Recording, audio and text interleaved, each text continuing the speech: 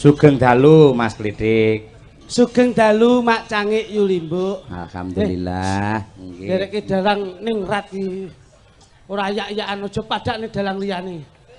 Ngopo to? Ning dhuwur ya ora apa-apa kok ya. Pangapunten mboten ngirangi Subasita kula mijil saking Surakarta Hadi Ningrat. Jalal. Dalange mriyayi. Ya. Nek iso ki ben ketutan mriyayi lungguh. Nah. Lho kok ning kono ki piye to? Lungguhmu ki ora ning kono sikile iku lho. Lah, ya ora ketokno kono, ya ampun. Lungguh sik lho. Kadowan ki gak iso omong-omongan. Lah, kok ning kono nutupi sinden ki lho. Tak linggo ning cengelmu lho ya. Piye to?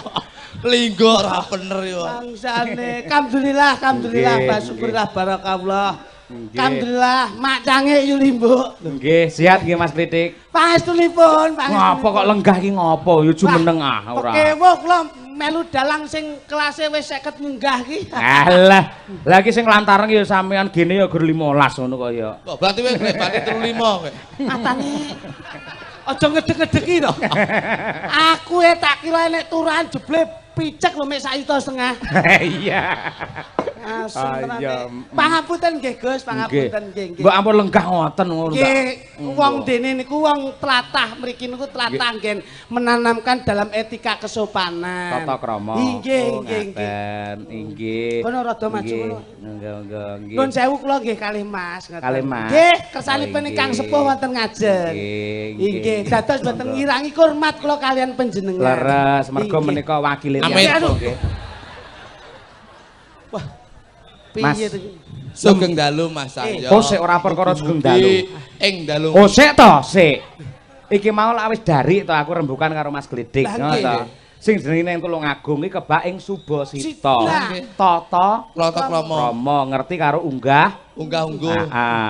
Sampeyan wis diaturi karo rayine Mas Klidik supaya mbagekke dalang pinarak ana ngarep. Lah iki ning cak-cakane carane maju mau lho sing apik. Sampeyan ki jane tau ngerti tata krama unggah-ungguh mboten? Heeh, balik nang mburi njajal, baleni sing apik.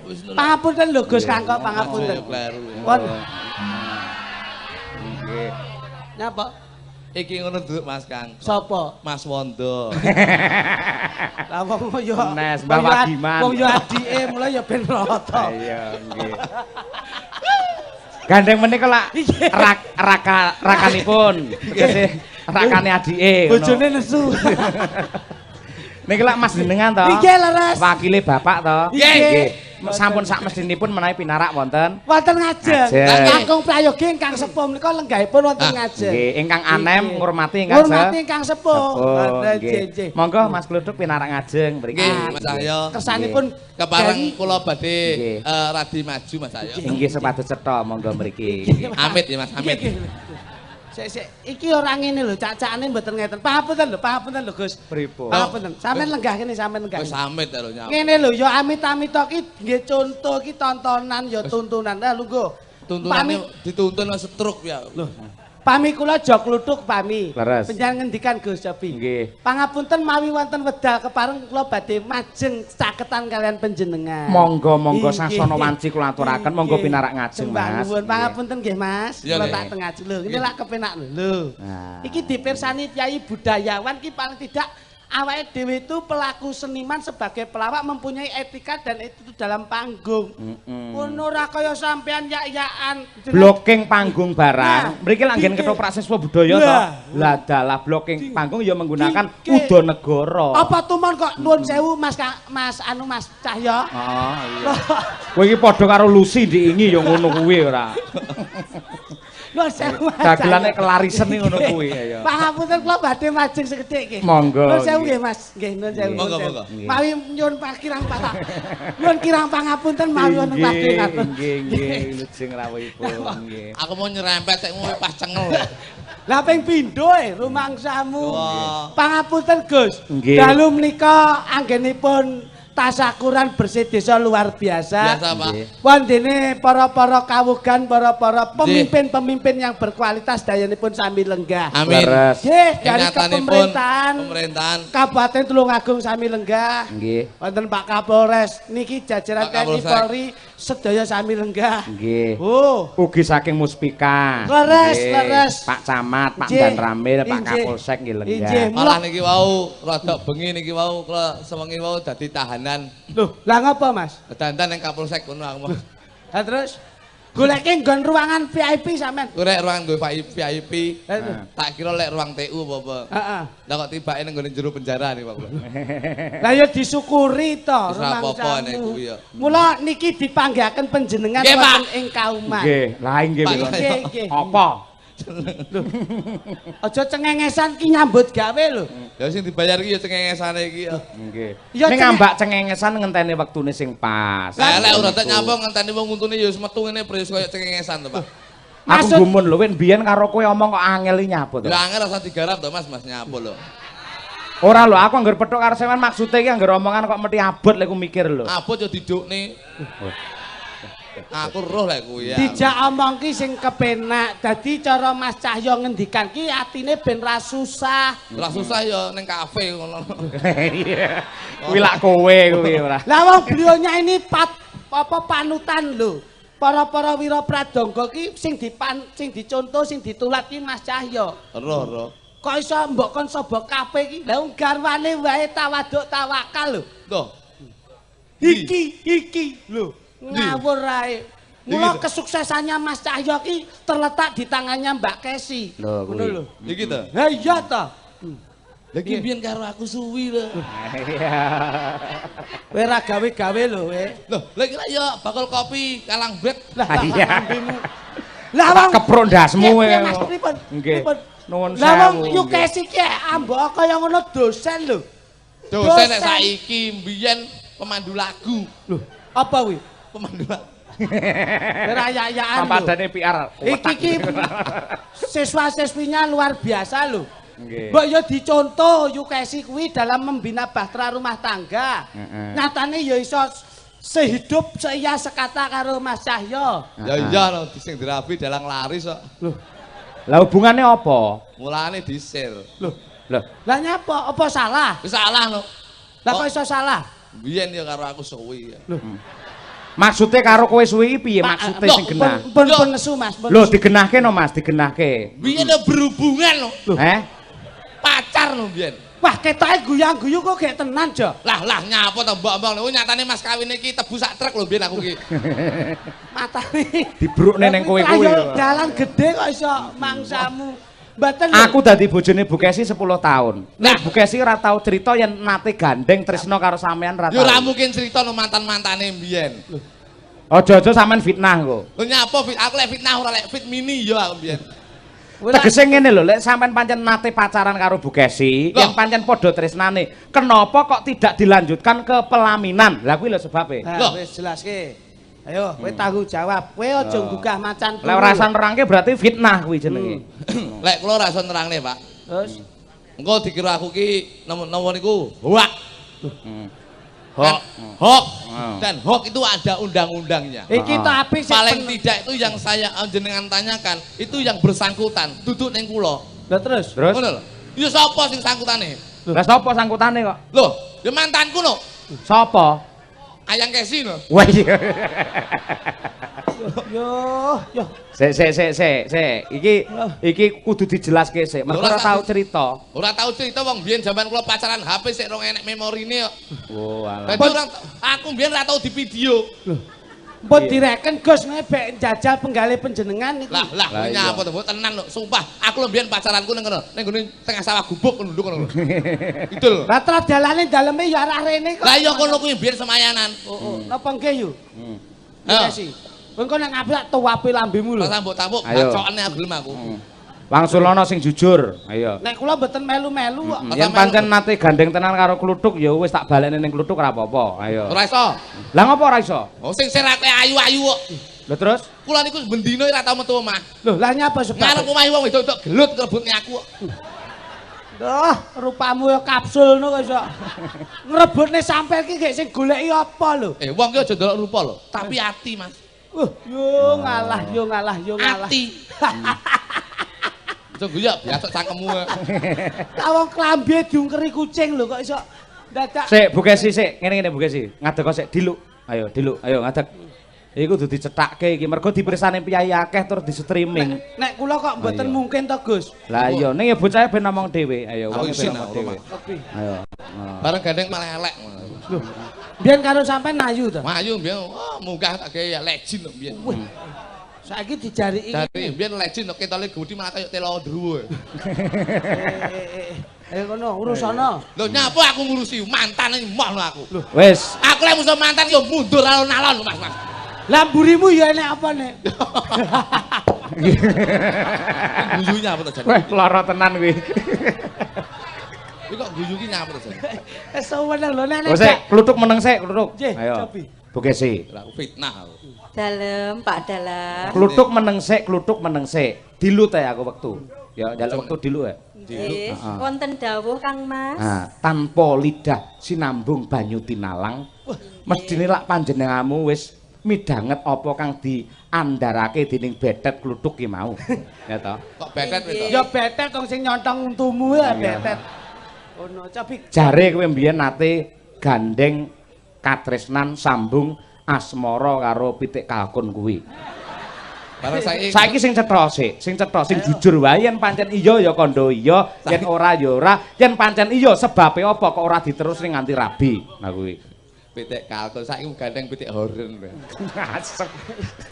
Nyuwun sewu Pak Dalam. Terus nalika semanten menawi kula pareng jujur, pancen sejatosipun Mas Kluthuk menika menaruh hati kalih kula. Wela. alah. Kaya tenan-tenan ngono. Aku meri lho jaramu ngono kuwi. Bocah kok gemesi ngono. Yo kesi nganti doyan kira ya nemen to. Ngeten Mas Klidik. Iya, Dawu. Ingkang sir menika, ingkang tresna kalih kula menika Mas Kluthukipun. Ngoten. Kula kan crita dereng rampung. Nggih. Mekaten sejatosipun ati kula ingkang paling jero. Dalem nggih. Kula menika timbangane dirabi dalang kondang, ganteng, pinter. Sejatosipun menawi kula pareng jujur, Nggih. kula seneng dipun rabi kalih dagelan. Senadyan to rupane Gru. Rambutmu lho. Kowe iki tak tuwa nyoni tenan. Iki lho dagelan iki. Iya lek kok tok Rambutnya kaya wulu kucing ngono ngendel-ngendelke ora. model. Delok to. Mireng jeneng, mireng. Urung rampung. Ketok gantengku, Mas. Oh iya. nyuwun sewu Mas Cahya. Apa? Nesu iki. Seto aja nesu dhisik to, Pak. Iya. Nyuwun sewu Mas Klidik. Nggih, yu. Sejatosipun kan rumiyin Mas Kluthuk menika seneng kalih kula. Nggih. Ning kula nggih batin. Upama kula milih dirabi dagelan. Senadyan to rupane ora ganteng, untune mrongos ning Sik. Heeh, terus. Apa? ning kula duwe gegayuhan timbang dirabi dalang ganteng, kula luwih becik dirabi dagelan sing ora pati ganteng ning atiku ayem. Nah, lha nyapa sebabnya kok ora gelem dirabi dalang ganteng? Sebab ngeten. Duwe bojo dalang ganteng menika resukune abot banget. Resikune apa? Resukune ati kula mesti Resiko. gampang resikone. Atiku mesti gampang keloro-loro mergo apa yen wong ganteng kuwi biasane sok ning endi duwe demenan ngono kuwi lho Mas. Ning lek karo sampean kan pasti sampean karo aku setia to. Iya, mergo aku elek ora nek sing nyenengi. Karo syukur to lek sadar. Rupane yo garangan ngono. Mireng jenengan. Nggih, iya krungu sik. Biyen iki kalih kula. Oh iya. Dadi jenengan niku oleh bekas kula. Nanging Leh negeske iki lho. Heeh. Ya biyen ya terus nanging. Nanging Terus. kenyataaning lelakon urip Jujur Beb. aku dirabi karo Mas Cahya pun Ora apa-apa tadi. jodone kuwi apa. Sing penting jam lek kuno kok nek mbok gawe aku semarang.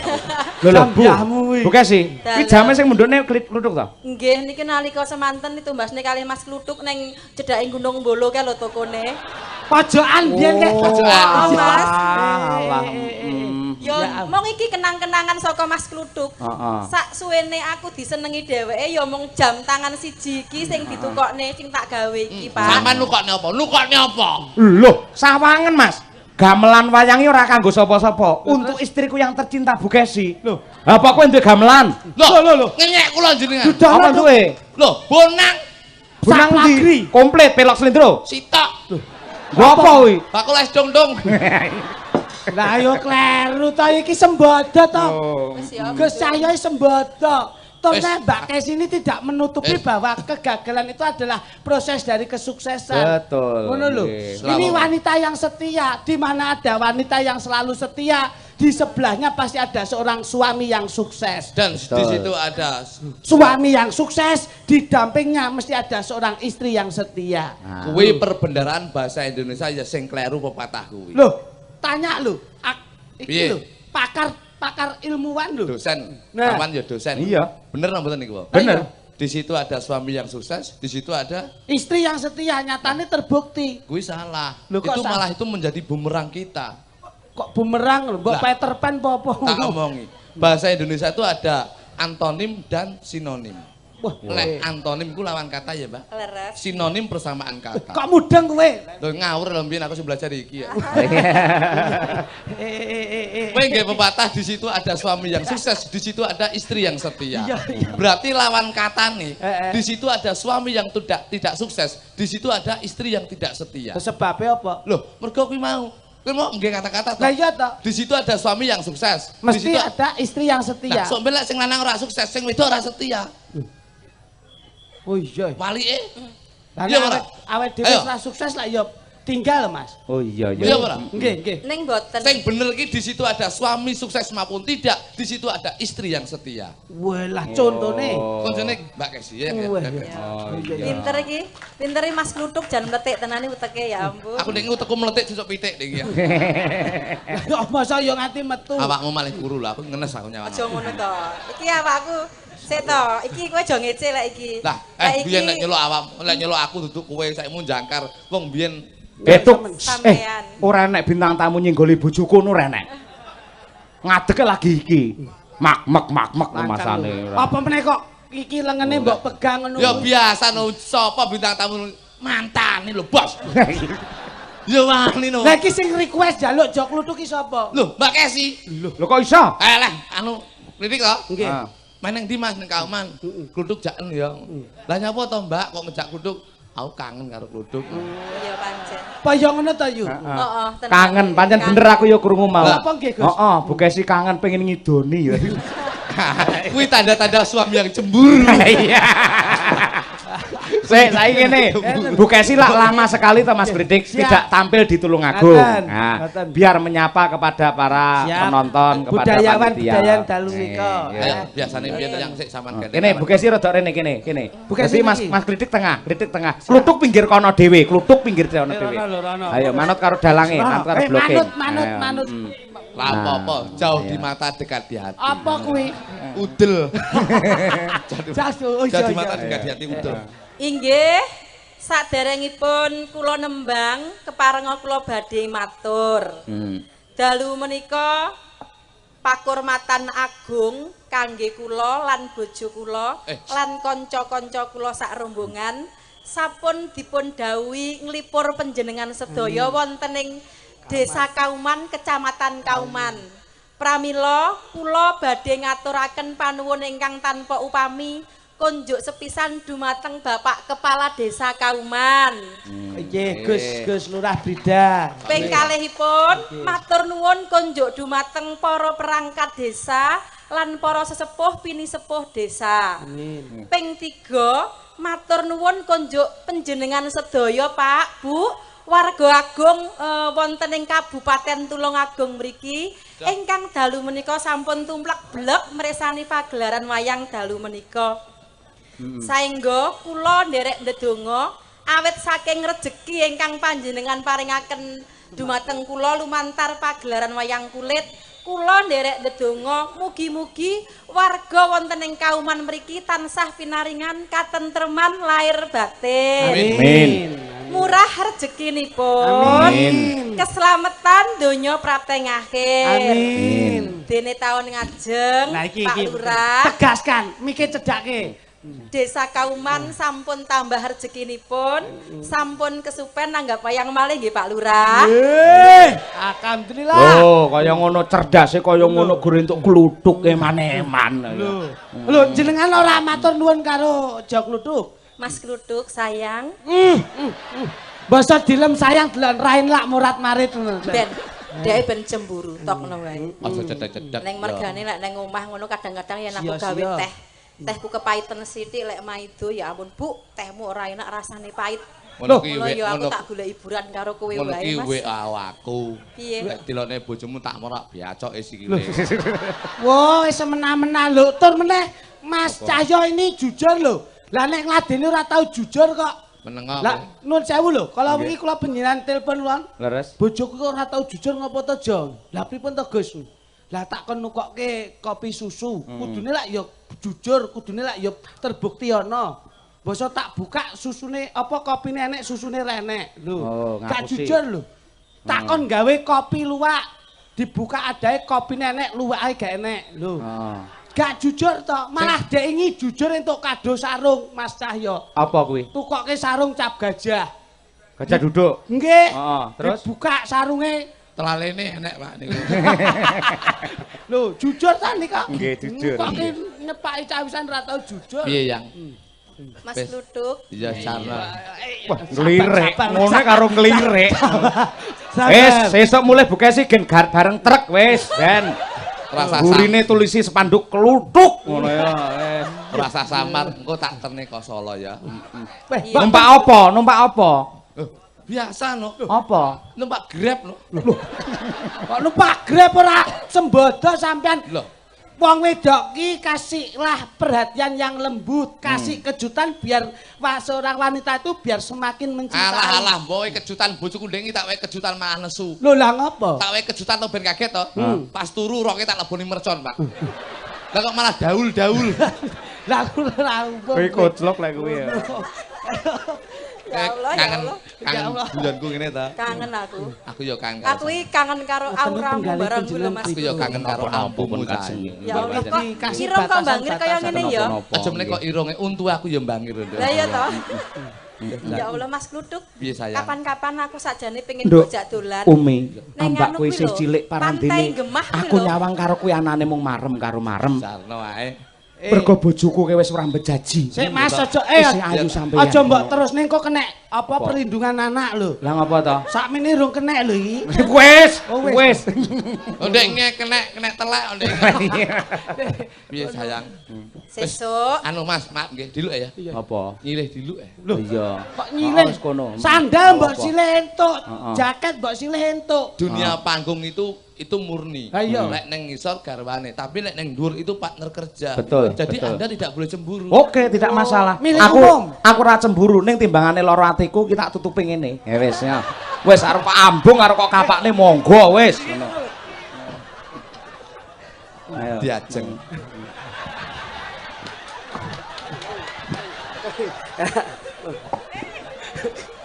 Aku iki kangen. aku ya kangen Mas Lho Kluthuk. tenan lho. Heeh. Aku nek telu ya. aku. Sesuk aku rasa mulih ning Solo. Kok enek anu nyamuk lho. Sesuk Iya. aku rencanane arek bali ning daleme bapakku ning Entrong campur darah. Lho kok tak terne. Terus iya sesuk aku jalan dolan ning pantai Klatak ya. Sesuk dolan ning pantai Klatak ya Cak Kluthuk. Ora apa-apa, ning mburi nek bigren ya. Apik-apik. Kaya ning nggon tempat istimewa lho. Ora apa-apa. Jan. Wis borong. Wes. Wis borong. Wis borong. Nek kira-kira wis bek ya ndang ngalih to Mas Ahmad. Wadane WC no. Wes aku mesake bojoku. Ora Mas. Ngeten lho Yu. Pripun? Paling mboten panjenengan dengan Mas Cahyo itu suri tuladan untuk Nggih. seluruh para kalangan para seniman seniwati. Alhamdulillah. Ambok kaya ngeten iki mboten kok ngguroni panjenengan mboten, tapi ini menandakan bahwa di dalam internal sesama keluarga besar seniman itu selalu menanamkan kerukunan dan kebersamaan, mempertanamkan persatuan dan kesatuan. Iki bukti Mula seniman saiki ayo apike sami guyub rukun menjunjung tinggi budaya untuk membawa nama baik bangsa Indonesia. Tepuk tangan untuk Mas Klitik. Lah ngono kuwi. Dadi aja mung banyol tok, suatu saat ada isinya seperti itu. Lah ya enek isine lho. Loh, apa? Khusus. Maksudnya ki isi muatan kualitas dalam bahasa, ngono lho. Ya iso to, Lek. Ngono, Muatan ayo. bahasa ki apa sing mbok tekokne tak sauri ngono. Lho, lah iki kan suran, bersih desa. Iya. Sura ki apa? Sura ki surasaning rasa. Heeh. Dadi rasane awake dhewe kudu nyawiji, rasane pejabat karo masyarakat kudu nyawiji, rasane seniman budayawan karo warga masyarakat kudu nyawiji. Dadi ora ana bedane. Muga-muga wae surasaning rasa, rasane pejabat karo masyarakat Tulungagung. Insyaallah masyarakat Tulungagung akan melekat di hati pejabat, pejabat akan dekat di hati masyarakat. Wah, Luar biasa. Loh, aku lek ngene ya iso. Pancen pacarku ki cerdas tenan. Lah. Saiki mesti aku tambah cinta karo sampean. Iya. Saiki coba tak takoni lek pancen pacarku sing paling cerdas. Lek tekok sing angel pisan. Eman-eman utekku lek mikir ya. Ora kok gampang kok iki sing ngene hubungane karo Pagelaran. pagelaran. Iya iya iya. Aku pengen ngerti Mas Kluthuk, Iya, coba aku jlentrehno jelasno apa to wayang kuwi sejatine. Wayang kuwi ana jarwa dasae wa karo yang wa ki wayahe yang ki sembahyang. Dadi ngelingke manungsa kang urip ning alam donya ayo to aja lali manembah marang Gusti miturut kapitayane dhewe-dhewe. Ana sing ngarani wayang. Wayang. Terus ana sing ngarani ringgit. ringgit. Ringgit ki disaring lan dianggit. Wayang ki ana perilaku sing elek, nek perilaku sing apik. Ayo kita sebagai penikmat, kita sebagai penonton kudu ngerti endi sing elek, endi sing apik. Sing elek aja dicontoh, sing apik ayo diterapke. Elok. Terus ringgit kuwi sing ngobahke dalang. Dalang kuwi tegese apa Mas Kluthuk? Dalang ki saka tembung ngudal piwulang. Ora ana dalang wae pitutur sing elek, dalang ki kabeh wae pitutur sing apik. Dadi paribasan kuwi guru, ayo kita sebagai murid memberi contoh utawa nyontoh apa sing didhawuhke ya karo Pak Dalang. Aduh, pinter Kok ya tekokmu ya pas. Ya Allah, ya pasno wong dhek ya seniman dagelan Loh, hebat. aku elek oleh, tapi nun sewu. Piye? Cerdas aku, Mas. Weh. Oh, sik aja umuk sik. Bengi iki lakone lak Wahyu Cakraningrat. Pengertiane Cakraningrat ki apa? Wahyu ki paribasan pulung, kewahyon. Terus Cakra ki saka tembung cakra. Cakra kuwi cakra. Nyulek kaya entut ngono guran. Cakra ki ya gaman. Cakraningrat kuwi gaman, ningrat ki kawibawan. Dadi insyaallah sakwise nimbali Mas Cahyo sing dadi dalange gawe lakon Wahyu Cakraningrat, insyaallah kauman oleh kawibawan, oleh derajat menjadi percontohan desa-desa seluruh Jawa Timur. Ya Allah, hebat gemes aku. Loh, Jan Mas Kluthuk ya Allah, gemes aku. Kowe lek gemes biasane njaluk sayang lho kowe kok. Malah kaya pengen ngambung ngono lho. Aja. Terus saikimu dalang kuwi ora iso mlaku yen tanpa ditabuhi karo yoga. Nah, Yoga itu menunjukkan persatuan dan kesatuan Indonesia dalam Pancasila sila yang ketiga. Kok iso? Persatuan dan kesatuan. Dadi paribasane yoga ki yasa gotong royong. Bekerja sama, ringan sama dijinjing, berat sama dipikul. Dadi nabuh siji, Nabuh bareng, senggak siji, senggak bareng, meneng siji, meneng bareng, dahar siji, dahar bareng, ngantuk siji, seneni kancane. Wih. Kebersamaan. Yoga nabuh gamelan muni yen ora ana tembange digendengke para pesinden. Pesinden ki sak njaba ning sura, tapi lek mlebu ning ulang sura itu bisa dinamakan dikategorikan waranggana. Kaya Yukesi ngene iki. Yukesi, waranggana. Waranggana. Oh. Lek sinden sak njaba ning sura, tapi lek mlebu sura iki waranggana. Artine ana. Waranggana ki ungkal. Oh, Warang ki warangan, warangan ki ungkal. Nggono ki nggone wis ana. Dadi sapa wae sing ndek pusaka yen pengin ngungkal, nggone ya ning kene iki. Piye? Sing terakhir kita Lah kuwi ngawur lek iki mau. Pelecehan terhadap sinden. Lah mosok ngungkal warangan ning kene iki lho ora. Gamane menungso kuwi rasa. Nggih. Rasa ki sing diungkal, tegese diungkal nggon ning kene sing didhawuhke Mas Cahyo kuwi mau. Dadi wong ki aja keguh karo wong sing rupa ayu. Rasa diungkal. Aja sampai kita itu terkesima. Jangan sampai kita terpesona dengan sing ayu. Ayu ning jaba. Awake dhewe punya prinsip bahwasanya luwih ayu bojone awake dhewe sing ning omah. Berarti kowe nek mulai nyawang bojomu ya ketok ayu. Dledek. Ora cocok lek ngono. Niki Yukesi ge nembang ya. Siap. Ya, nggih tombo kangen. Suwantenipun Yukesi. Nggih. Kula dawuh saking Mbah Lurah Nggih. Disandamel menika mumpung wonten layangipun. Siap. Assalamualaikum warahmatullahi wabarakatuh. Waalaikumsalam. Bocangik sugeng dalu sugeng pepanggihan sekaligus nderek pitepangan saking masakan khas Tulungagung. Lodo pedas ayam Jawa, sego gurih tiwul nyambleng. Alamat Jalan Kimangun Sarkara, Utara Patung Reca, Tamanan Tulungagung. Buka jam 4 sore. Wah, Ngriki niku kuliner luar biasa, Mas. Nggih. Mburi niki pecel. Kula wae geger kok maem teng riku. Lah ngapa kok geger? Lah kula ki maem ngriku, Bu, mundhut sekul pecel. Ah. Lah kok bakule muni pedes, Mas. Lho, kula dereng didol kok tekoki pedes aku ngono. Wong mangan urung kok tekoki pedes ki lho. Sing Sulaya ki sampeyan lho kuwi. Kudune ki ditakoki ditareni kan njaluk pedes apa ora ngono lho maksudnya. Lah lak bakule mboten muni ngoten nih. Lah piye? Bu, kula sekul pecel pedes, Mas. Dereng aku ngono. Ah ngerti ngono aku liwat tak blonye remasan matamu ngene. Nesu. Nyuwun gending sesideman kalian podang kuning. Nggih. Gending menika kula aturaken dumateng para pelanggan lodo pedas Nggih, daya. Nggih.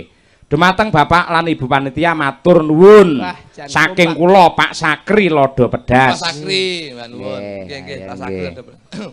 Slindru Songo Siap. nggih kok, nggih. Ingkang kembang Mbak Kesi. Nggih. Sesideman karyanipun Bapak. Bapak, Ingkang Sukron napa? nggih. Nah. bawa nggih, Bos nggih. Oke, siap komplit. Ayo. Nyuwun sewu saderengipun nembang kula badhe matur sejatosipun kula kangen sanget pentas lan tampil ngregengaken menghibur warga Kabupaten Tulungagung. Nggih. Ning sampun sawetawis dangu kula mboten sowan wonten Tulungagung. Nanging dalu menika spesial awit saking keparengipun rasanipun Bapak Kepala Desa Kauman. Nggih, pramila kula matur nuwun nggih, Pak. Sampun pedhot paseduluran lan sesambungan kerjasama kados mekaten menika. Wonten. Sapa ngerti sok awake ning hari jadi Kabupaten Tulungagung ning pendopo didhawuhi, Pak? Ojo samar, ojo samar. Mesti nanti Mas Cahyo yang mayang. Lho. Mergo awake dhewe apa putra daerah Tulungagung yang lama terpendam karena kita hijrah ke Solo. Nah, nanti kalau tak dawuh kenggene Bapak Marioto. Tak dawuh Mas Cahyo ben ngasto. Sing dawuh sampean. Loh, mboten kula tak laporan beliaunya. Mas Cahyo ben ngasto. Penting teng Tulungagung ki iso main teng Tulungagung kuncine siji. Napa? Ojo larang. Aku adol lho. Oh iya Solo ya, Solo ya, Solo ya. Pak, Solo ya. tak critani ya. Aku mbiyen nalika durung rabi karo sampean. Aku sik bojoku mantanku Coko Jerman kae lho. Wah, iya. Lah karo iki kapan karo iki? Itu sadurunge karo Jerman, Jermane turanku. Biyen aku sering didhawuhi nyinden ning pendopo kabupaten nalika semanten bupatinipun Pak Heru. Pak Heru, betul. Terus ingkang ngasta pakeliran Pak Anom Suroto. Sakmenika Bapak Anom sampun sepuh. Nah, sakmenika kedah wonten regenerasi dalang muda. Betul. Nanti warna baru. Ning yo aja kok Moga-moga. aja kok sugok-sugok ning ngono ya malah isin ngono ora ngono kuwi. Alah isin budal, Bang. Lah tra yo mandat kok nyambut gawe kok iso. Nembang ya, Pak? Ya. Ya. Ya bawa kangen karo suara. Wiwitane Tepuk tangan tuh Mbak Kesi. Wah, Jan. Suara. Ikon Tulungagung lho dulu. Leres, Waktu nggih. Pak Wagub, Bapak Naryo tasik lenggah wonten ing Provinsi Jawa Timur Nggih. selalu dirangkul kalih panjenenganipun. Suaramu sik awet penak kaya suarane Bude Sutar. Ya kaya ya apik lho kaya jadi paido lho. ya wis beda to, Iki ki Mas. beda engko. Beda kan biyen aku nalika semono ijik cilik perawan rong duwe anak. Saiki aku dirabi dheweke kan wis manak papat. Yuh, Ya ngono. mesti ya ana bedane Oh, ngono lho. berarti ya Mas Ayo ki termasuk haus. Lah ngopo? Banyak anak itu rezeki titipan. Alah jajal wae ana rolas sing jeleput uripmu kowe. Ing kerentil. Derek sang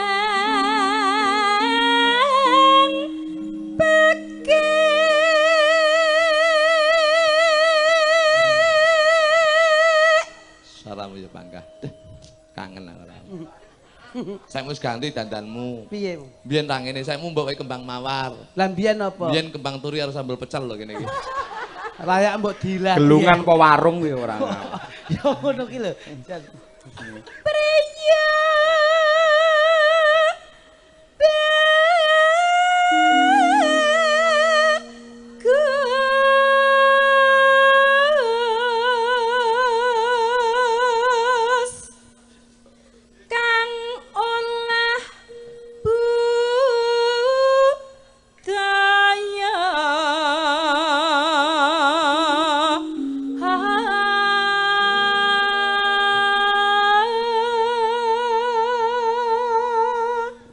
dalu saking Boyolali lajeng langsung bablasan mriki Gus nggih.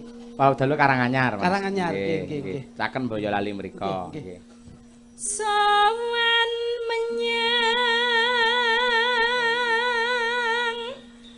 kutha gedhe.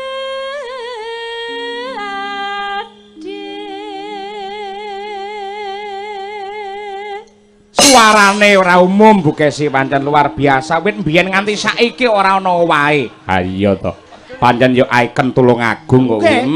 Biyen wayangan Tulungagung yen ora ana Bu Kesi yo ora meriah tenan. Oh ta Mas Kluduk ngoten nggih? Iya, melu iki seminggu setruk. Lah kowe iki turne yo nyapa dagelan lungguh iki lho. Ya karepku yo nyedake pas seduluran. Ora iso, paling ya arepe nyolong anduke dalang kuwi kok.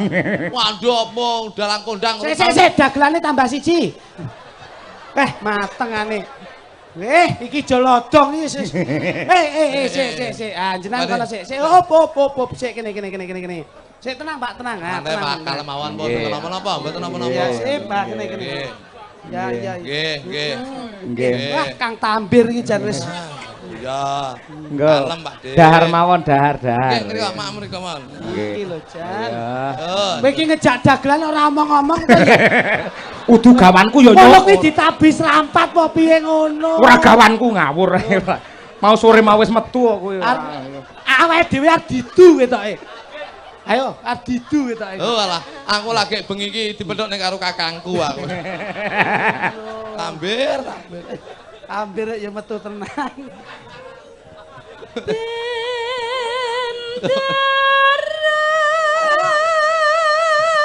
Penake ngono kuwi lho. Ayo.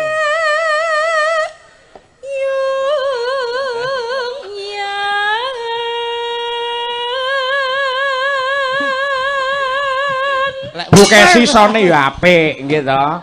Sone ya bergas, mula ya suarane apik, sone bergas mula sangat mendukung. Ya, nanti Mas Kluduk mau. Wonten mikir Kula nemoni Tambir. Aja neng kono ndak keberbeken kok. Pak polisi kalah karo ngene iki mau. Pripun? Ngantemi yo ora nek undang-undang. Munggah ya ora seneni to. Wis wong edani bebas lho. Wis pengen penak dadi wong edan asine. Lah awakmu ya termasuk edan kok iso. Lah nyapa? Lah bengi-bengi bedidasan ning kene nyapa? Ya ora aku tok lho. Lah nyapa? Ya gole ya edan. Lho, lah kok iso? Lah ngerti aku edan metu tak bui mau. Ngawur rek. Iso. Selendang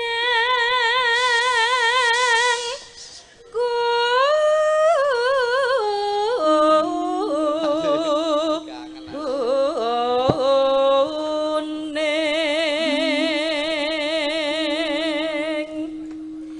kang Raga Sukma.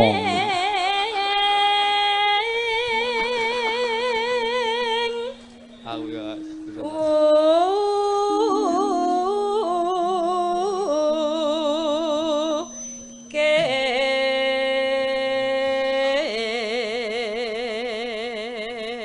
Arepe tak lapone Pak polisi. Loh, lah ngopo Mas Jo? Mas Cahyo. Loh, apa? ada kasus apa dan ada menyalahi undang-undang apa? Lek dalange aman. Lah terus? Tapi ngalor ngidul nggo bom molotof lah.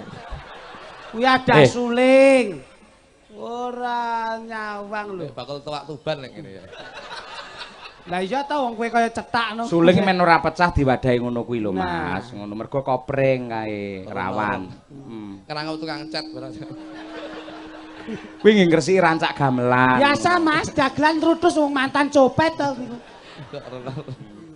Oke, teman saya. Monggo, oke sih, ya. Suara kurang permana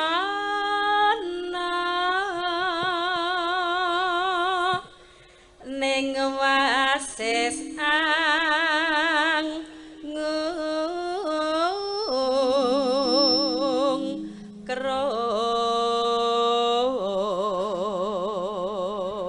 Nuwun sewu dumateng bapak-bapak keamanan menika wonten pelawak sing nyolong rokok kula niki. Lho. Mbok cukup to, Mas? Wong wis diparingi jatah karo panitia mbok ora nrutus ngisi-ngisini lho sampean ki. Sing nyapa to cukup? Lah rokoke Mas Cahyo sampean pendet. Lah jare titip. Lah wong asta dhewe iso kok titip rumah usahamu lho. Ayakno ning omah buka kios. Lho, lah nyapa? Anggere nek surat rokok ada di tas. Duwe kok. Saya mau buka toko. Angung krom marang bendara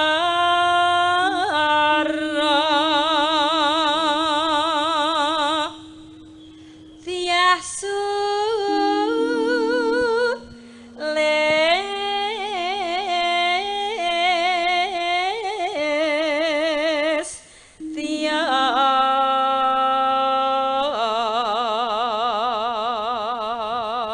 Yen instruksi kedap. Mas. Nggih. Mohon izin Mbah Lurah. Slambu sing kuning niku mbok dilepas dadi ben ketok merakyat tenan. Nah, sing mirsani iso teng riku, kae Mas. Mesake Lampu sing kuning mirsani. niku Nah, dicepot terus tirop dibongkar mawon Nah, dadi ben. Nika. Bubar no wayange. Ya, sip. Dadi memang kauman ini hiburan untuk masyarakat. Oh, nggih. Kersanipun sekecoleh mirsani lah ben saya berkahipun luar biasa. Ngoten nah niki. Sip. Nah. Ramadan nindake. Lho. Pijer ngincangake Ah, monggo tengah. alis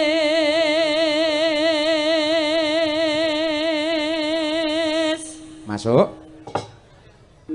terus tresno sasijeman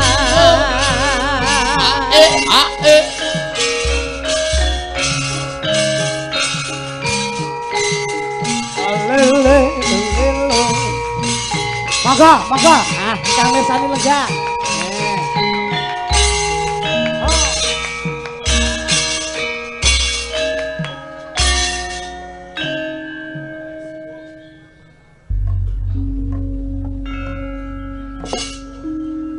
luweh becik patenana bidang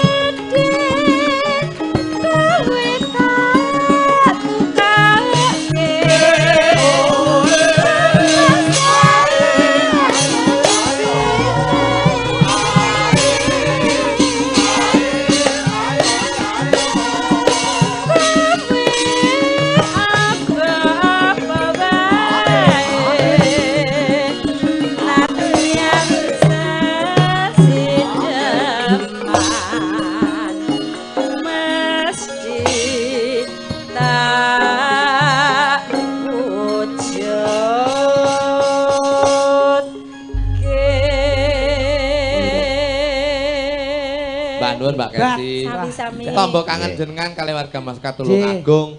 Mbak Kesi itu ikon Tulungagung. Betul, campur darat. Ya, alhamdulillah. Nggih. Niki mboten ngira-ngira hormat Mak Cange. Nggih, kados pundi? Wondene nyuwun renan penggalih pepunden kula. Oh, Pak. Sesepuh kula senior kula. Nggih. Bapak Dodi katuran minggah nggih. Oh, ngaten nggih prayogi sanget nggih. Mohon hormat, mohon izin Pak Dodi kersa tindak wonten ing Pawian Agung kadhiraken ungelipun Srempek Mataraman. Oh, mekaten nggih. Slendra sanga, monggo. Ayo, duduk. Monggo Pak Dodi pinarak pepanggihan mriki, Bapak.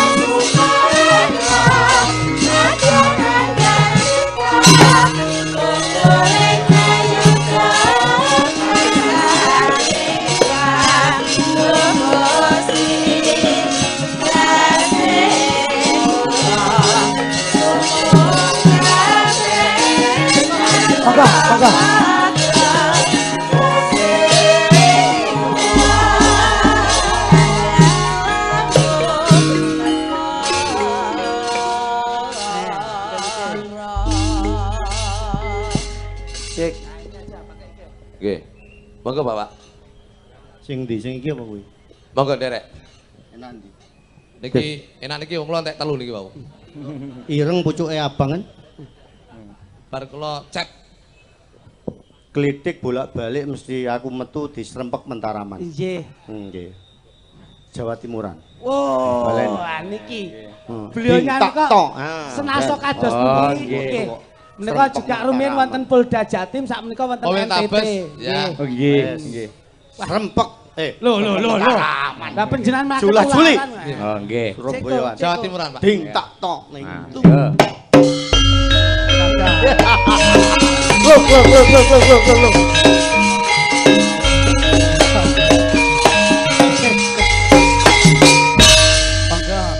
Mangan ketan rupane abang anek tuku cau nduk Tulungagung. Kedap. Iki lho, jenengan lak rong tau pirsa ta? Apa? Polisi nyambi dagelan ngene iki. Menyatane ya apik bergas kok ya. Tadi macem Pak. Tadi nggih Pak tadi. Terusnya ora. Nggih no. Nggih terusne no jiran. Klek mboten terusne cilaka. Desa Kauman rakyate tenang aja nganti kacau ngarai bingung. Sak niki pun rada kuru riyen ngeten ra balik ngeten terus e. Bapak ini Soale kabotan sing tengah. Ayo padha ditingkat no imane.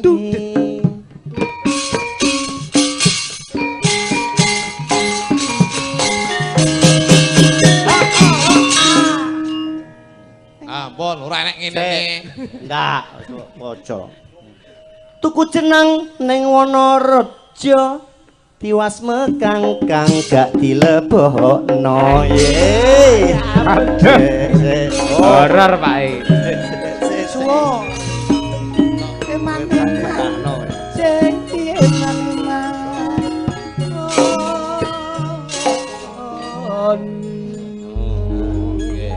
Sik kadung mekangkang kok mboten dilebokno. Napa niku, Pak? Kuwi kekompakan. Biyen aku tau dinas ning Bojonegoro kan jaman Nggih, sakmono ana nggih. graji. Wong graji ka sing dhuwur mekangkang ngene sing ngesor ning nadai ngene. Oh, graji. Sing dhuwur kadung ngene sing ngesor rokok-rokokan dadi ora sida dilebokno. Nah, molakno. Graji kayu biyen kok cai kalih nika. Molakno dhuwur ngesor kudu sayek saeko kabdi ngangkah karyaning negara. Amin, amin. Sinergi. Sinergi Tongkat antara estafet. masyarakat dan pejabat. Mula diarani manunggaling kawula Gusti. Nggih. Sugeng dalu Pak. Tadi maksud to Pak? Lah ngeten sekecok. Maju terus ora melok bayare kon maju-maju. Apa iku? Niki jan. Kula kangen kalian jenengan niku lho. Aja mbok ganggu. Engko aja bapake sing mau nusul sik dhisik mau. Kok pada wong gendeng iku mau. Tutung ora. Kuwi wong pucangan. Apa lho biyen sing marekne ya iki Pak. Aku munggah mau runguluk salam. Nggih Pak. Nggih Bapak. Monggo Pak Dodi. Assalamualaikum warahmatullahi wabarakatuh. Waalaikumsalam. Niki asli niki Nggih Pak. Yai kok. Ha nggih ngoten. Sok tausiah kok. Nggih. Muspika yang saya hormati Bapak-bapak, Pak Kepala Desa, tokoh-tokoh, tokoh pemuda, tokoh masyarakat, tokoh wanita, tokoh bangunan, tokoh besi, dan tokoh-tokoh lainnya yang baru diresmikan. Dan juga toko kopi niku. Iya toh, ngene waris.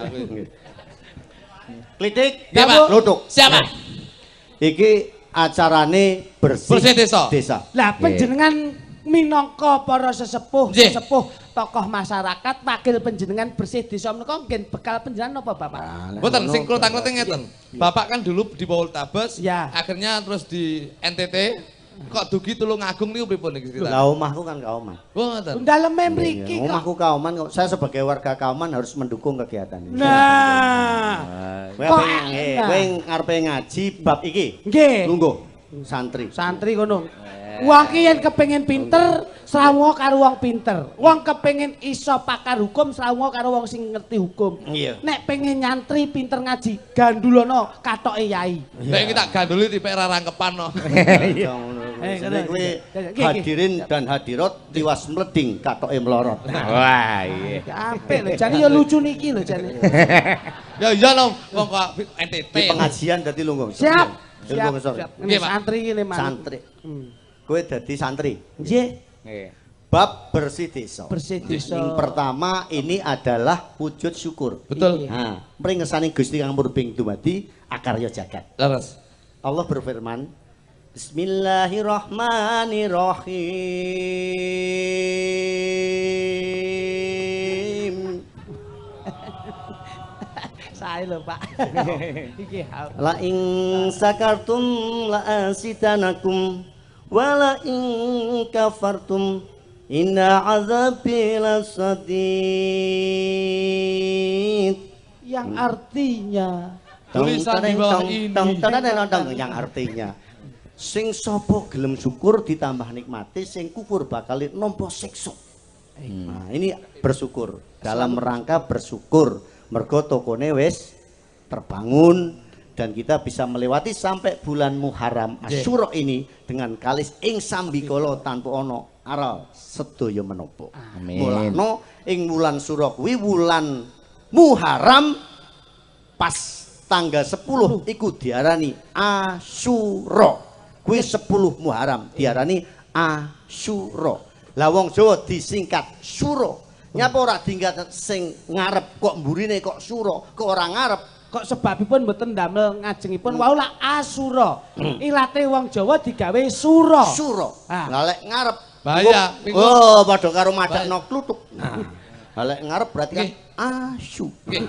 Berarti Sak bungkus Sura. 15.000 niku. Mulane ngono aja sampai disingkat neng gone ngarep. Nah, wujude wulan Sura ini mula Sura tanggal 10 peristiwa tanggal 1 sampai dengan 10 Sura itu banyak peristiwa-peristiwa penting ketika itu. Mulai ono peristiwa Nabi Adam ketemu Hawa, wulan Sura, wulan Muharram. Kemudian juga Nabi Yunus dipangan iwak. Iwak paus. Iwak paus. Nggih. Telung dino lagi diuntahno. Terus Nabi Musa membelah lautan. Itu juga pada bulan Sura. Juga ada peristiwa yang mengenaskan karena Hasan Uzain itu terbunuh karena peristiwa politik. Oleh sebab itu pada bulan Suro ini ada peristiwa yang menyenangkan, ada peristiwa yang bersyukur.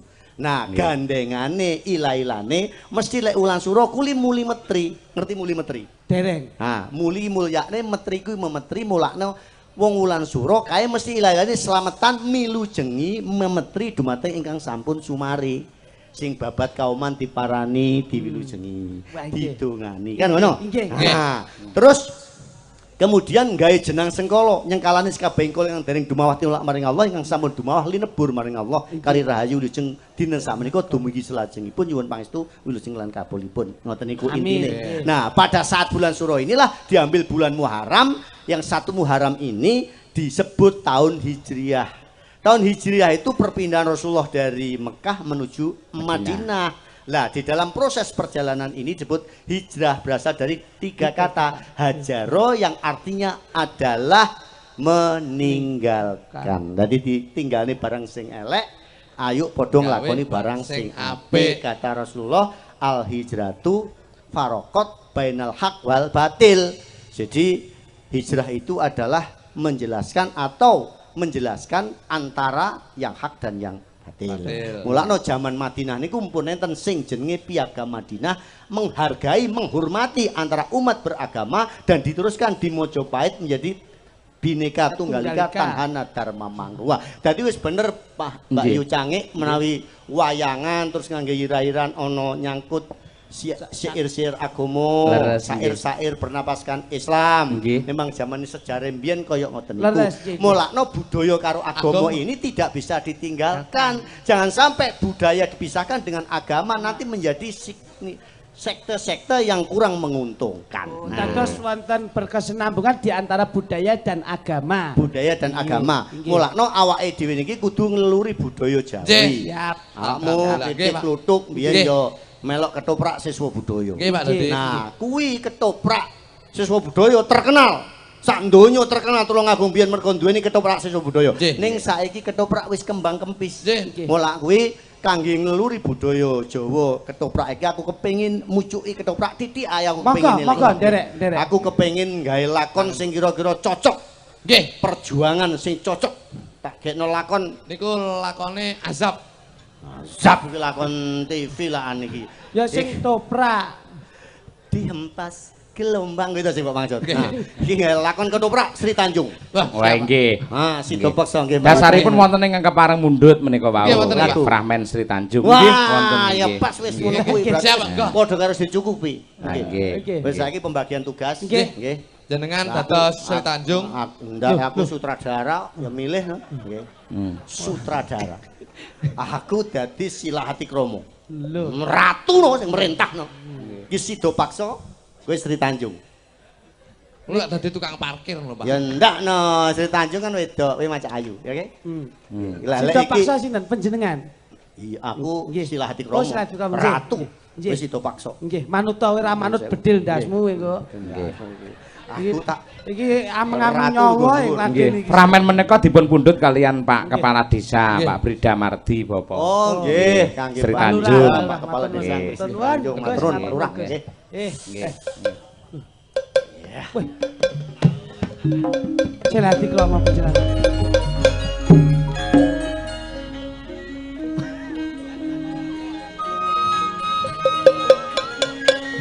Kakang Patih Sido Paksa wonten dawuh kasinggihan Gusti Prabu Silahati Kromo. Wonten kalenggan samangke Praja Sukodana katemen pagebluk esuk mati urung ta. Urung iki sik to. Engko wis cepet disiak lagi ngomong iki mandeg dhisik iki. Suwukno sik. Heeh, sik. Katemen pagebluk. Kula suwukne, Pak, kula suwukne. Suwuk sik to. Kuwi suwuk dukun ngene kidul iki lho. Ini Pak Tolu. Mati mato ngawur iki. Kakang Patih Sido Paksa. Wonten dawuh katimbalan Gusti Prabu Praja Sukodana kateman pagebluk esuk loro sore mati sore loro esuk tumekaning pati. Miturut wangsiting Gusti Kang Murbeng dumadi bakal waloyo satemeng jati waloyo len ditumbali karo emas telung plengkung gumbala telung gelung. Lajeng ingkang dipun seto urung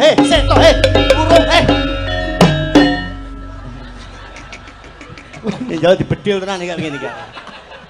Mula Kakang Patih Sido Paksa aja wedi kang ilang. Ndika upati emas telung plengkung gumbala telung gelung minangka tumbaling Praja Sukodana. Lah iki bener iki.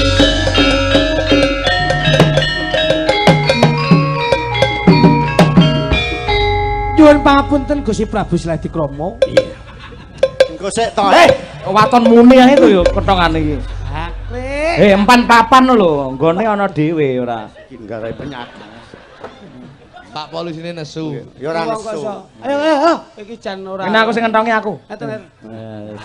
Kae lho. Nggih. Dalang rangkep nabuh pentongan ya iki. Monggo panjenengan Gus, duduk. Sik urung. Iki Kali mlampah. Sing tok ora sing teng malah kaya bakul es mini. Iya. Meneng sik to. Nuwun sewu. Gusti Prabu Sladikrama. Iya. Menawi sampun kepareng wonten dawuh saking panjenenganipun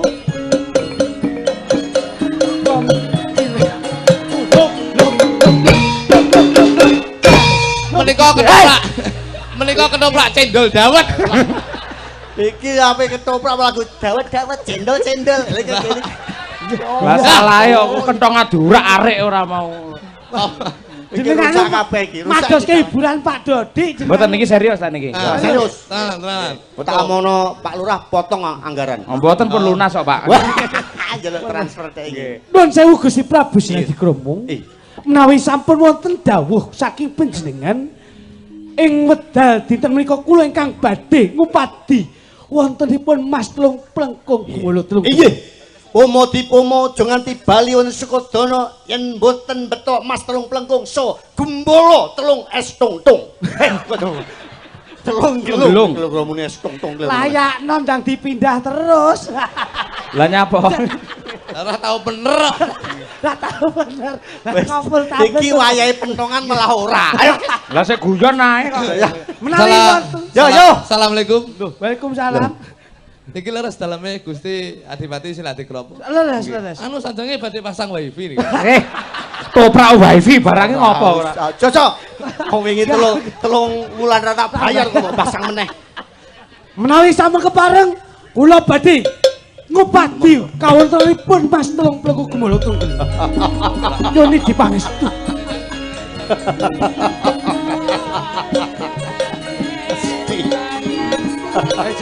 Mesti cilaka kene. Kamu ora ana Mas Telung Plengkung Gumbolo Telung Gulu wujude ora ana. Tak lebokno lara bak.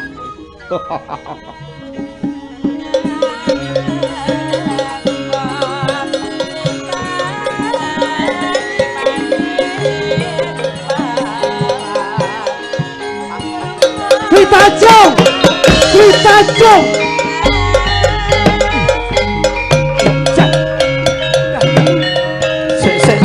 Hop.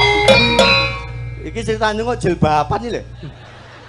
Ketoprak mbiyen ora ngene karo pengajian opo piye? Niki Sri Tanjung pun mualaf ngeten iki. Jilbabe apik untune sing ora apik. Jal kowe omong-omongan saiki. Tritajung. Wonten dawuh Gusti Ta. Kok kan rokok kuwi kok mbrek suarane. Wonten dawuh. Nah, nggih. Ya kini sakwisipun Kakang kautus dening Gusti Prabu Sladikrama. Ya kini malah kowe tumindak sedeng ana ing taman kaputrene. Ingkang tumindak sedeng menika sinten Gusti Patih? Nyatane panjenengan menapa dakwa dumateng kula. Sakabeh kula menika tresna sanget dumateng panjenengan. Yen Gusti Prabu kapan kula dumateng panjenengan minangka kula dados garwa panjenengan. Menawa kedadian sing malah kula menawi panjenengan menika dakwa dumateng panjenengan. Ing wektu dina mboten wonten priya kang kula tresnani kejawi panjenengan. Aja nganti sing malah kula Gusti Patih. Kula menika tresna. Lawang iki ben ketok dialoge malah bontekke dhewe. Dialog bontekno dhewe iki ngomong. Nah, ngono lho. Terus ya Sri Tanjung iki luruh ora mbranyak ngono kuwi. Luruh iki putren sing alus. Alus. Priyayi. Ben ditambahi kok. Langsung diajar. Oh, gitu siap. Duduk. Ajar. Gusti Pak. Tapuki. Sri Tanjung. Wonten dak. Ya gini kowe malah gawe wirang ana ing papan kene. Angga wirang menapa kula kamangka kula. Yen sawetara ing wektu dina iki pun Kakang golek tumbaling praja, ya gini kowe dak tinggal. Malah kowe cecaketan marang Gusti Prabu Sladikrama. Menika boten leres. Kowe tumindak sedeng ora? Boten. Ojo. Bener, diajar. Ojo kono. Iya, bener. terus. Ditonyo. Lungguh. Ngapa to sampean? Lho, Provokator. peranmu ngono kuwi. Ayo lungguh. Gantem. Sepira abote dadi punggawa. Tak rewangi. Sikil kanggo sirah-sirah kanggo sikil. Yo kene kowe kepenak. Kepenak panggonamu. Kudune kowe ora kaya ngono. Nyawang sopo aku. Ya, Ora kudu kerise dunus. dan menawa kowe kerise dunus. Ayo kowe. Hei, kerise dunus. Kowe omong. Hei, Kowe omong. kok mbok antemi terus iki. Iki diantemi kerise dunus. Oh. Yunus jeleput. Di Tanjung yen ora kaken wus tak pateni. Ngono lho. Sampeyan wakili tak tambah 50, Pak. Contoni sutradara kan nyontoni kok. Ki ngedu, polisine ngedu. Iya, Wis ayo. Ya Tanjung sik omong, lek arep sarung dipateni. Yen getihe piye kae. Ngono lho. Gusti Tapeh. Patih. Pateh. Tapeh iki nek koketan kae. Kapejana kula. Piye? Sip. Kapejana. Kowe jaluk tak pateni, Kowe jaluk tak pateni. Nggih. Kowe jaluk tak pateni. Hei, iki kok malah ngono. Lah kerise ndi dicabut no? Niki lho, Pak. Oh, ya wis ngono. Anu melu ketoprak liyane no piye. Lah ya wis ngene. Sutradarane kereng-kereng. Layangno dadi bos toprak bangkrut. Lah ketoprak kowe ban-bon dhuwit terus ae kok. Pentas urung. Kasbon terus ae bolak-balik. Ayo. Kowe tidak sedeng. Kapejana kula Gusti Patih ananging kula melih dhumateng panjenengan. Kowe milih opo? Menawi mangke ludira kula Anggondo Arum. Kula mboten tumindak sendeng Gusti Patih. Piye? Kowe kondo sing luwih cetha. Piye?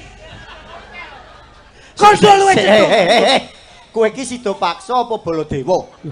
Lek Baladewa piye? Kuwi Baladewa. Oh, halus to Satrio nesu Yo ya halus ngono to. kowe idumu. Ha iya. Ya dicucukne karo bayarane to, cucukne karo bayarane. Heran rayambune ra enak. Karek nyedot terus ngetokne ra getun lho. Ra ketemu matamu. Dik lek pas kene ya pantes dadi kere, Pak.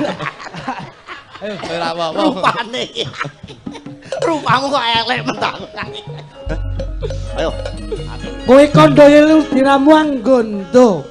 Arum Amis sateges kowe ra. kula tumindak sedeng menawi Anggondo Arum kula mboten tumindak sedeng. Kapejana kula. Di Tanjung. Dawuh kanthi. Yen menawa kowe njaluk tak pateni, kowe wis gawe wirang ning papan kene. Mboten ateges kula gawe wirang nanging kula menika Tinimbang kowe nyepet-nyepet ning papan kene. Waspadakno Si Tanjung. Luwih becik kowe suwikir.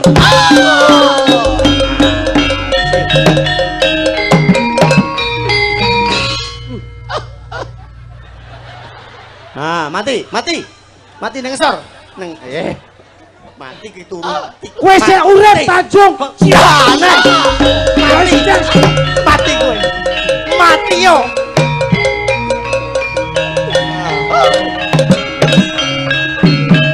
Kurang ajar. Mati yo milih lho. Milih ngono sih. Oh.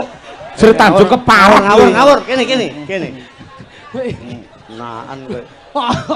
Wis. Wong mati yang golek vitamin. Ayo. Saiki kowe muni. Nggih. Loh, apa iki? Kok nggondo Arum. ngono no. Beluh. Ambune Pak Dodi. Ngono. Weluh. Kok nggondo arum. Iya. Sing dhuwur ngisor kok kecil. Ngajar. Kowe kok ngerti lah aku ra cawi. Ora ngajar. Gak aku lek ngono ki. Mo seneni Pak Heri ku lho. Aku kok ngono permainan ngene iki seneni iki lho. Beluh. Si Tanjung. Jebul diramang gondo wangi. wangi ta. Ngapa? Aja urip. Mati. Melok-melok. Kok wangi to? Ngauri ora. Beluh.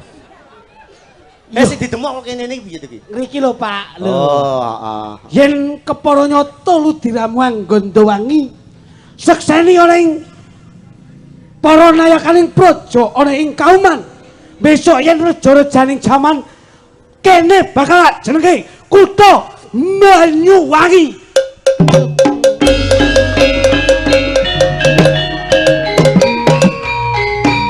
Sejarahipun ngeten iki. Pun mboten sah dibuka. Bablas mboten ono. Bablas ya wis. Ini salah satu bentuk pagelaran. Oh iki, ini paling tidak mendudah napa mutiara yang terpendam. Seperti ini. Seperti ini masyarakat masih kangen tapi panjenengan nggih tasik wibawa lho, Pak. Nggih. Niki benjing dalu sek ten jaranan. Lah bar jaranan digawe ketoprak pripun? Pun kondur. Aku ki malih dadi jaranan barang no iki. Aku tau mbiyen ketoprak jaranan digawe ketoprak. Sing main wonge ketuweken. Saking mesti aman aja melok main, Mbah aja melok main. Aku kudu main ketoprak. Hah, ketoprak. Ngomong raca sae para sae denging raca kene santananing ratu para prajurit ngotot-ngotot terus. Miki iki ora enek kabele, dicekel ngene tambah bengi tambah melorot, tambah bengi tambah melorot, tambah melorot. Salah dengan bareng pemain itu wis tuwek pisan. Ora muni ngono tapi mau cekel miki dicekel karo muni ngene. Aku yeting. Kuwi yeting awak. Nggih, kula nggih saged, Pak. Jajan sindene wani sampean sindene kon ngono bareng. 1 2 3. Nun. Wani. Mboten wani. ta. Sing diunekne liyane Mas. Atik muni ngono ning omah sampean digremengi ditano. Tepuk tangan untuk Pak Dodi. Nggih, oplos untuk Pak Dodi. Beliau ini tokoh budayawan.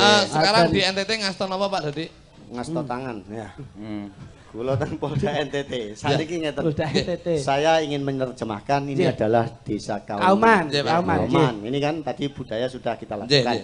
Saya membaca Google, Kauman itu singkatan ternyata.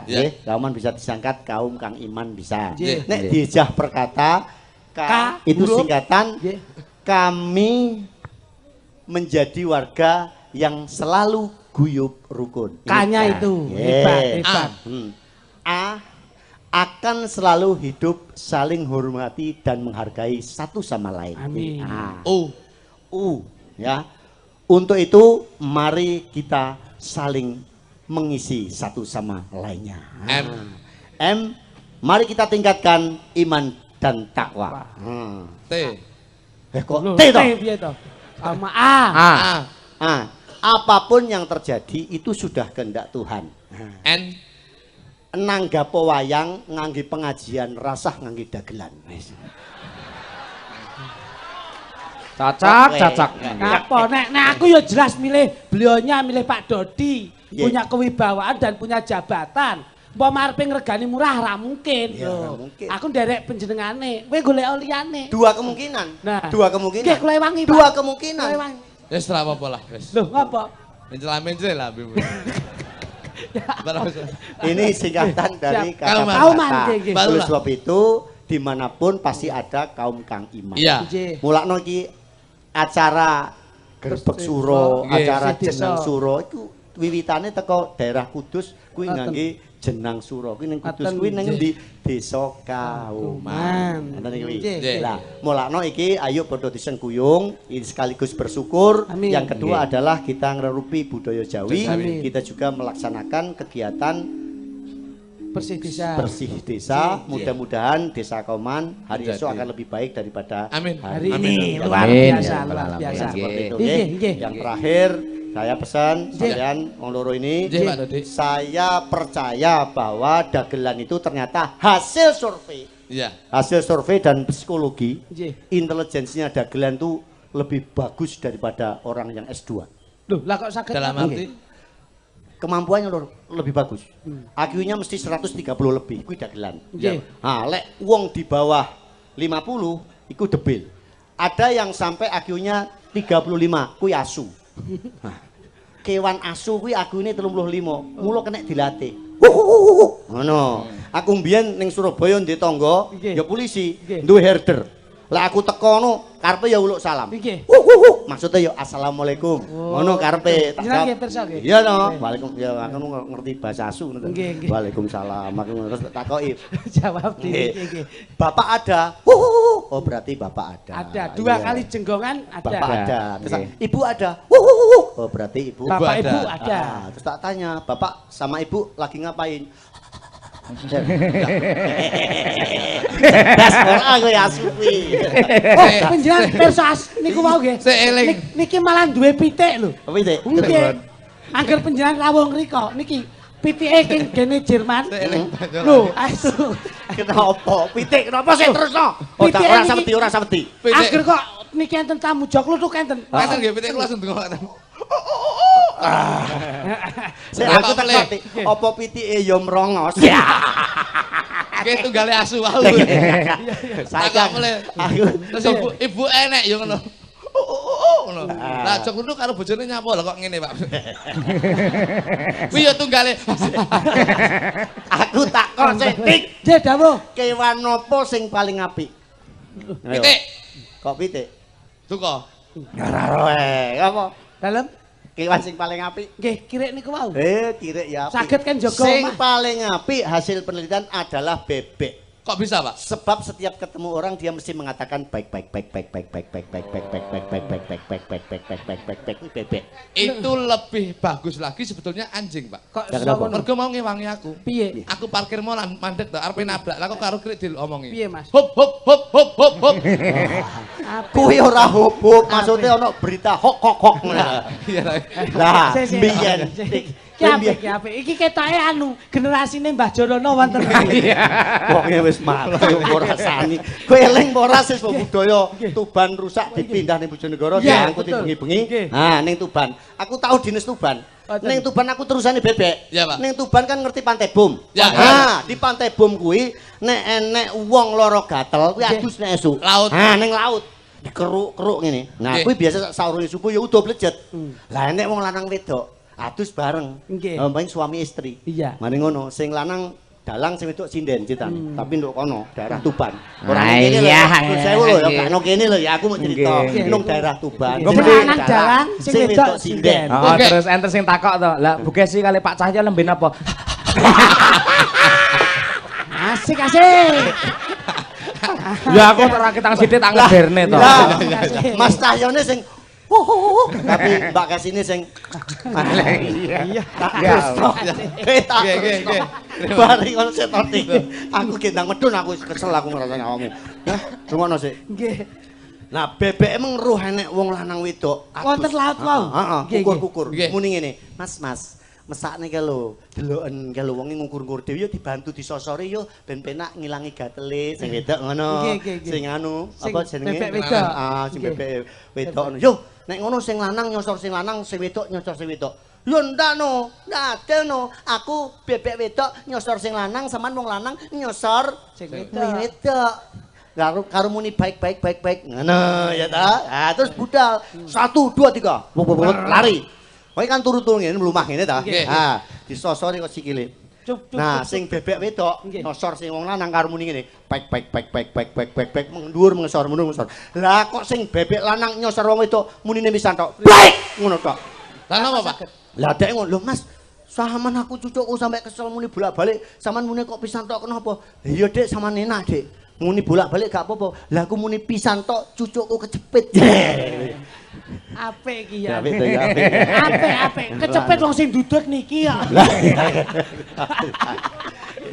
jadi aku pesen ngono mau jadi semuanya ada manfaatnya apapun yang ada mari kita sengkuyung mudah-mudahan kauman makin hari semakin baik mudah-mudahan Mas Cahyo nggih so tahun ngarep ora sampai tahun ngarep nggih didukung zaman ben wayangan amin siap terima kasih Pak Dadi dukung omongan nggih ora dukung omongan tok iya materi nggih pikiran siap sumbang paling piro 5.000 sumbang yang penting sumbang sih kok penting sumbang sih dan mudah-mudahan makna ini bisa terpendam di antara kita dan betul-betul masyarakat kauman ini guyub rukun. Amin. Amin. Golon. Amin. Nek metu mlebune serempet antara men rapo wong metune kan jola-joli. Siap.